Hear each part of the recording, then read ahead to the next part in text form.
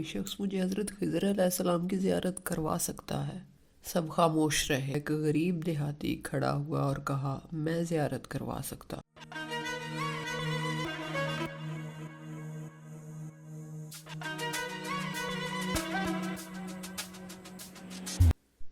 بسم اللہ الرحمن الرحیم۔ السلام علیکم، ویلکم ٹو سٹوری وڈز۔ سلطان محمود غزنوی کا دربار لگا ہوا تھا۔ دربار میں ہزاروں افراد شریک تھے، جس میں اولیاء، کتب اور ابدال بھی تھے۔ سلطان محمود نے سب کو مخاطب کر کے کہا، کوئی شخص مجھے حضرت خضر علیہ السلام کی زیارت کروا سکتا ہے؟ سب خاموش رہے۔ دربار میں بیٹھا ایک غریب دیہاتی کھڑا ہوا اور کہا، میں زیارت کروا سکتا ہوں۔ سلطان نے شرائط پوچھی تو عرض کرنے لگا کہ 6 ماہ دریا کے کنارے چلہ کاٹنا ہوگا، لیکن میں ایک غریب آدمی ہوں، میرے گھر کا خرچہ آپ کو اٹھانا ہوگا۔ سلطان نے شرط منظور کر لی اور اس شخص کو چلے کے لیے بھیج دیا گیا۔ گھر کا خرچہ بادشاہ کے ذمہ ہو گیا۔ 6 ماہ گزرنے کے بعد سلطان نے اس شخص کو دوبارہ دربار میں حاضر کیا اور پوچھا تو کہنے لگا، حضور کچھ وظائف الٹے ہو گئے ہیں، لہٰذا 6 ماہ مزید لگیں گے۔ اب مزید 6 ماہ گزرنے کے بعد سلطان محمود کے دربار میں اس شخص کو دوبارہ پیش کیا گیا تو بادشاہ نے پوچھا، میرے کام کا کیا ہوا؟ یہ بات سن کر دیہاتی کہنے لگا، بادشاہ سلامت، کہاں میں گنہگار اور کہاں حضرت خضر علیہ السلام؟ میں نے آپ سے جھوٹ بولا تھا، میرے گھر کا خرچہ پورا نہیں ہو رہا تھا، بچے بھوک سے مر رہے تھے، اس لیے ایسا کرنے پر مجبور ہوا۔ سلطان محمود غزنوی نے اپنے ایک وزیر کو کھڑا کیا اور پوچھا، اس شخص کی کیا سزا ہے؟ وزیر نے کہا کہ اس شخص نے بادشاہ کے ساتھ جھوٹ بولا ہے، لہٰذا اس کا گلا کاٹ دیا جائے۔ دربار میں ایک نورانی چہرے والے بزرگ بھی تشریف فرما تھے، کہنے لگے، بادشاہ سلامت، اس وزیر نے بالکل ٹھیک کہا۔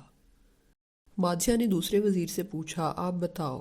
اس نے کہا، سر، اس شخص نے بادشاہ کے ساتھ فراڈ کیا ہے، اس کا گلا نہ کاٹا جائے بلکہ اسے کتوں کے آگے ڈال دیا جائے تاکہ یہ ذلیل ہو کر مرے، اسے مرنے میں کچھ وقت تو لگے۔ دربار میں بیٹھے اسی نورانی چہرے والے بزرگ نے کہا، بادشاہ سلامت، یہ وزیر بالکل ٹھیک کہہ رہا ہے۔ سلطان محمود غزنوی نے اپنے پیارے غلام ایاز سے پوچھا کہ تم کیا کہتے ہو؟ ایاز نے کہا، بادشاہ سلامت، آپ کی بادشاہی سے 1 سال ایک غریب کے بچے پلتے رہے، آپ کے خزانے میں کوئی کمی نہیں آئی اور نہ ہی اس کے جھوٹ سے آپ کی شان میں کوئی فرق پڑا۔ اگر میری بات مانے تو اسے معاف کر دیں، اگر اسے قتل کر دیا تو اس کے بچے بھوک سے مر جائیں گے۔ ایاز کی بات سن کر محفل میں بیٹھے انہی نورانی چہرے والے بزرگ نے کہا کہ ایاز بالکل ٹھیک کہہ رہا ہے۔ سلطان محمود غزنوی نے ان بزرگ کو بلایا اور پوچھا، آپ نے ہر وزیر کے فیصلے کو درست کہا، اس کی وجہ مجھے سمجھائی جائے۔ اب وہ بزرگ کہنے لگے کہ بادشاہ سلامت، پہلے نمبر پر جس وزیر نے کہا کہ اس کا گلا کاٹ دیا جائے وہ قوم کا قصائی ہے، اور قصائی کا کام ہے گلے کاٹنا۔ اس نے اپنا خاندانی رنگ دکھایا اور غلطی اس کی نہیں، آپ کی ہے، آپ نے ایک قصائی کو وزیر بنا لیا۔